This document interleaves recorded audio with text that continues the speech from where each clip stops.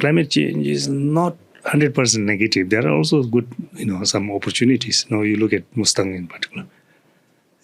20 years ago, when I went there, I didn't see any apples growing there. Now, because of the warming, they could also grow apples and a lot of other vegetables and crops.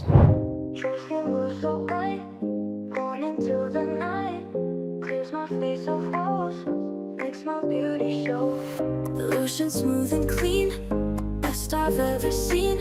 Soft and silky sheen, like a perfect dream. True skin makes me shine, feeling so divine. Beauty I can find in the skin of mine.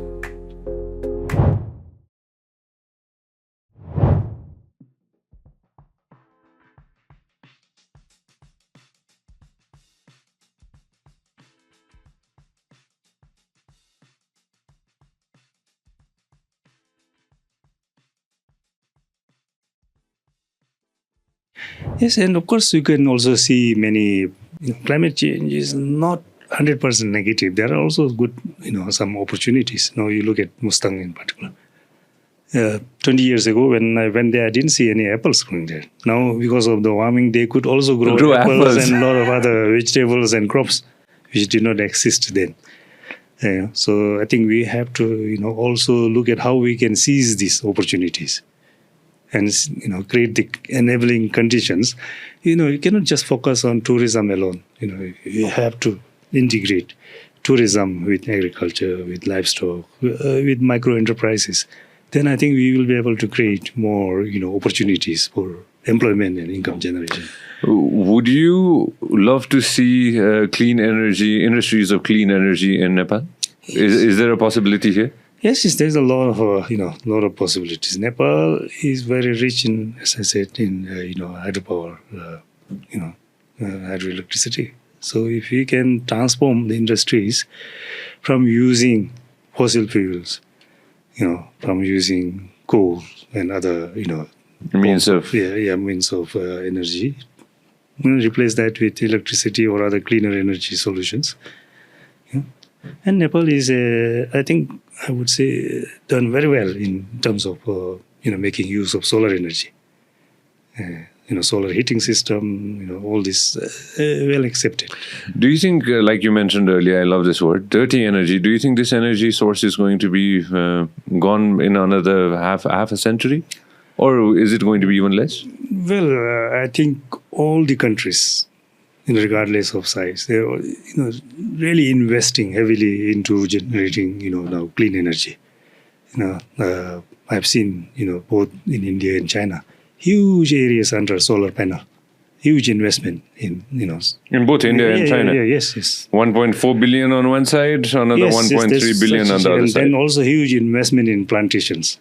So a lot of things are going on, which are positive. And I think while their target to reach net zero is set at sometimes 2050 or some 2070. 30. But I think all are trying to bring it nearer, to reach that net zero goal earlier than what they have projected. So I think there are many positive things going on around our region.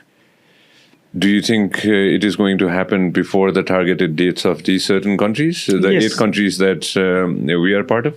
Yes, I think there are very good indicators that we will reach there before the set, target. You travel the world, right? You see so many different things all across. You have access to, so many fantastic things that are coming out for the first time. New inventions as well. Any stories that you'd love to share that you've seen across the world that we could implement here, or anybody could implement anywhere in the world, Dr. Pema? Well, I think you have to start from the basics. First, I think we have to take care of our own household. It has to start from our individual household, how we deal with our trash, what kind of energy we are using, and what kind of transport system we are using. So if every individual take responsibility, I think that is what they do in the West. If you look at, they don't eat a chocolate and throw the wrapping. Like that. responsible. They take it in their pocket and Find a dustbin. And then the recycling. You see, they have dustbins everywhere. Separate dustbin for plastics, separate dustbin for cans and tins and metals, and separate dustbin for bottles. We don't have that, and this can be easily done. So these are good practices that I think we should start from the less sophisticated, complicated ones, from the basics. And if we can start from there, I think we'll be transforming gradually, looking at all these good examples. I love what you just said.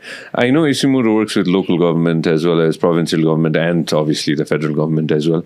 How has the interconnection between your team and the local government been so far in the past decade? Yes, I think the beauty of ICIMOD is that we work through partners. We don't have offices everywhere.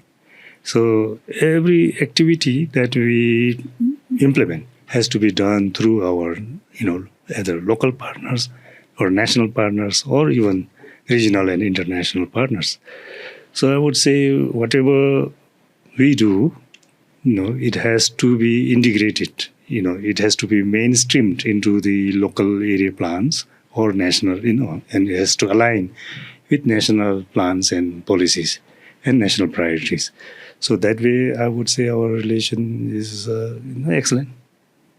Especially working with the local government? Yes. How has that been with the mayors, with the deputy mayors, with the wards? We work with several rural municipalities now. We work with the Namabuddha municipality, rural municipality. We work with Langtang rural municipality, then also with several other rural municipalities. True. How has it been with Kathmandu Metro? Anything that you want to work with within the metropolitan city? Yes, unfortunately, because we have focused much more on the rural areas and mountain communities, we have not been able to gain the kind of the partnership, the collaboration at the metro level, because ICIMOD, is a small organization.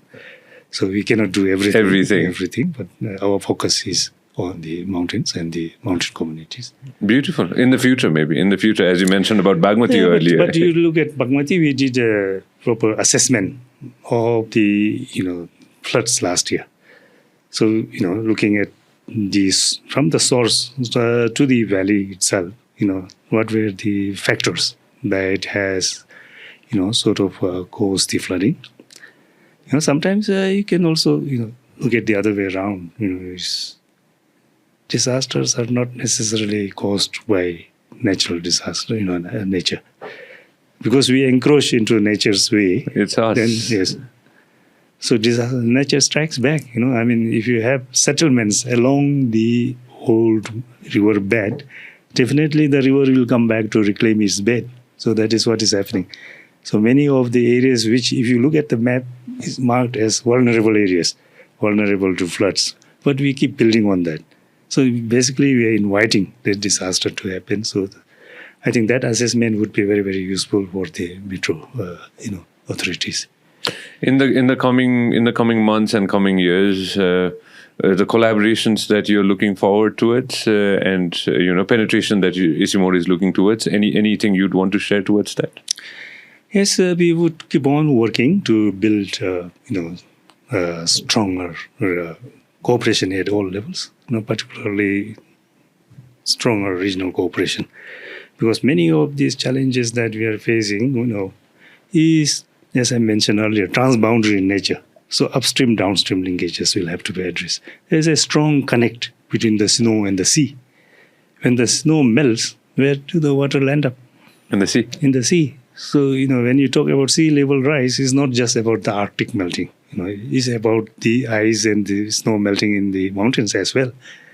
So there is a strong link, and we have to connect these dots. So I think we have to, work towards building a stronger collaboration between the, coastal areas, the plain areas, the islands, and the mountains. Because right now what is happening is, it's a bit fragmented. Because islands, of course, they have an advantage that because they are distinct geographical identities. तपाईले हाम्रो clip एकदमै enjoy गर्नुभयो होला। अब पुरै video हेर्नको लागि चाहिँ युट्युबमा सब्स्क्राइब गर्न नबिर्सिनु होला। व्यास मिडिया नेटवर्क।